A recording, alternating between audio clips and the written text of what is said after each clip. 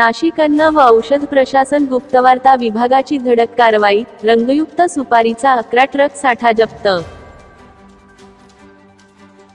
अन्न व औषध प्रशासनाचे गुप्तवार्ता विभागास मालेगाव मनमाड रोडवरून कर्नाटकातून दिल्ली येथे रंग लावलेली सुपारीची अवैध वाहतूक ट्रक मधून होत असल्याची गोपनीय माहिती प्राप्त झाली। त्या अनुषंगाने श्री दाभाडे यांनी हॉटेल हरियाणा मेवात ढाबा वऱ्हाणे शिवार येथे शोध घेतला असता त्यांना रंग लावलेली सुपारीची अवैध वाहतूक करणारे तब्बल 11 ट्रक हॉटेलच्या मागे छुप्या पद्धतीने लावलेले आढळून आले।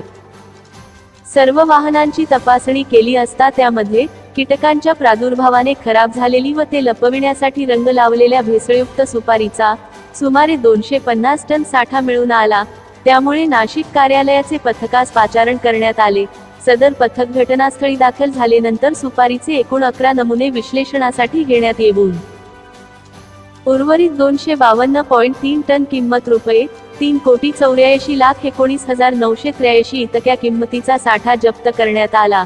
सदरचे नमुने विश्लेषणासाठी पाठविण्यात आलेले असून पुढील तपास अन्न व औषध प्रशासन नाशिक कार्यालयाचे अन्न सुरक्षा अधिकारी यांचे मार्फत करण्यात येत आहे।